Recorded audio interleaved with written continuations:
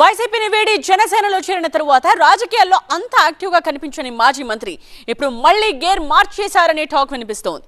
కూటమిలోని భాగస్వామ్య పార్టీలో కొనసాగుతున్న ఆయనకు అంతగా ప్రాధాన్యత లేదనే ఊహాగానాలు చాలా కాలంగా వినిపిస్తున్నాయి. కానీ కొద్ది రోజుల క్రితం పార్టీ అధినేతతో సమావేశమైన సీనియర్ నేత కొత్త టార్గెట్ పెట్టుకుని ముందుకు సాగాలని డిసైడ్ అయ్యారని ఆ జిల్లా పాలిటిక్స్ లో చర్చ మొదలైంది. జిల్లా పార్టీలో తనకు సహకరించని నేతలను మాజీ మంత్రి ఏ రకంగా కలుపుకుని వెళతారు, పార్టీని ఏ విధంగా బలోపేతం చేస్తారనే అంశం హాట్ టాపిక్ గా మారింది. జనసేనలో మాజీ మంత్రి బాలినేని శ్రీనివాసరెడ్డి కీలకం కాబోతున్నారా? గతంలో మార్కాపురంలో జరిగిన సభలో బాలినేనిపై జనసేన అధినేత పవన్ ప్రశంసలు కురిపించడం వెనుక అసలు కారణం ఇదేననే చర్చ ఆయన అనుచర వర్గాల్లో సాగుతోంది. బాలినేని జనసేనలో చేరడాన్ని వ్యతిరేకించిన నేతలను ఉద్దేశించి కూటమిలో ఎవరూ ఎక్కువ కాదు, ఎవరూ తక్కువ కాదు అని పవన్ గతంలో అన్నారని గుర్తు చేసుకుంటున్నారు. ఈ రకంగా కూటమి పార్టీల్లో బాలినేనికి వ్యతిరేకంగా మాట్లాడే వారికి పవన్ గట్టి సంకేతాలు ఇచ్చినట్టయిందనే చర్చ కూడా జరుగుతోంది. బాలినేని ద్వారా ప్రకాశం జిల్లాలో పార్టీని బలోపేతం చేసే దిశగా పావులు పవన్ కదుపుతున్నారనే ప్రచారం జోరుగా సాగుతోంది. బాలినేని అనుభవాన్ని ఉపయోగించుకోవాలని భావిస్తున్న పవన్ ఆ దిశగా ఆయనకు కీలక బాధ్యతలు అప్పగించారని తెలుస్తోంది. వారం రోజుల క్రితం పవన్ కళ్యాణ్ తో సమావేశమైన తర్వాత ఒంగోలులో 15,000కు పైగా జనసేన సభ్యత్వాలు నమోదు చేయించాలని బాలినేని డిసైడ్ అయినట్టు వార్తలు వినిపిస్తున్నాయి. కొద్ది రోజులుగా బాలినేని ఒంగోలులోనే మకాం వేసి తన కొడుకు ప్రణీత్ రెడ్డితో కలిసి సభ్యత్వ కార్యక్రమాన్ని జోరుగా నిర్వహిస్తున్నారట.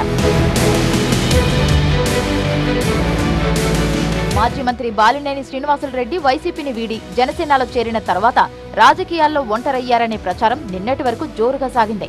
కాంగ్రెస్, వైసీపీ ప్రభుత్వాల హయాంలో ప్రకాశం జిల్లా రాజకీయాలను శాసించిన బాలినేని జనసేనలో చేరేందుకు ఒంగోలులోనే భారీ సభ పెట్టాలని తొలుత భావించారు. అయితే అధినేత పవన్ కళ్యాణ్ సూచన మేరకు సింపుల్ గా మంగళగిరిలోని పార్టీ సెంట్రల్ ఆఫీస్ కు వెళ్లి పార్టీ కండువా కప్పుకోవాల్సి వచ్చింది.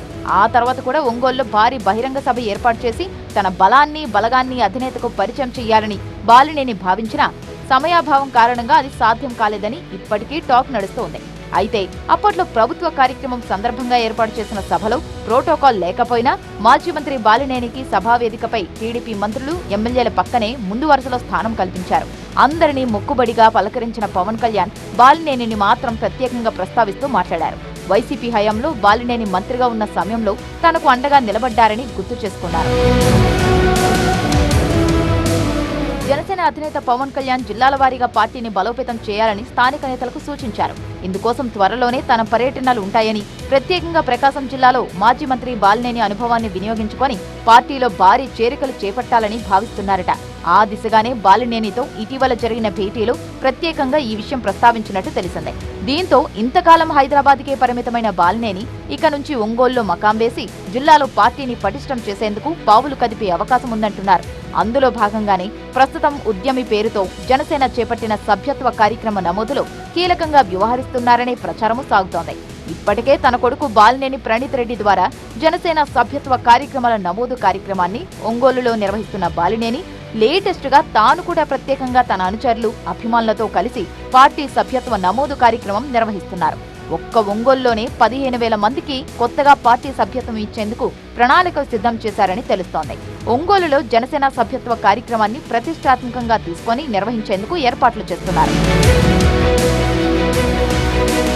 ఒంగోలులో మాజీ మంత్రి బాలినేని జనసేనలో చేరడాన్ని మొదటి నుంచి వ్యతిరేకిస్తున్న పార్టీలోని ఓ వర్గం ఇంకా ఆయనతో కలిసి రావడం లేదనే చర్చ జరుగుతోంది. అందుకే బాలినేనితో కలవకుండా ఇటీవల జనసేన సభ్యత్వ కార్యక్రమాన్ని ప్రస్తుతం జిల్లా జనసేన అధ్యక్షుడు, ఊడా చైర్మన్ గా ఉన్న షేక్ రియాజ్, మరో కీలక నేత కంది రవిశంకర్లు ఒంగోలులోనే విడిగా నిర్వహించారు. ఈ కార్యక్రమానికి బాలినేనికి సమాచారం లేదని టాక్. అయితే అనకాపల్లి జనసేన ఎమ్మెల్యేగా ఉన్న కొణతాల రామకృష్ణను ముఖ్య అతిథిగా ఆహ్వానించారు. అయితే బాలినేనితో ఉన్న పరిచయాల కారణంగా కొణతాల నేరుగా బాలినేని ఇంటికే వచ్చి ఆయన్ను కలిసిన తర్వాతే జనసేన సభ్యత్వ కార్యక్రమానికి వెళ్లారట. దీంతో జనసేనలో బాలినేనికి ఉన్న ప్రాధాన్యమేంటో ఆయన వ్యతిరేక వర్గానికి తెలిసి వచ్చిందనే ప్రచారం జరుగుతోంది.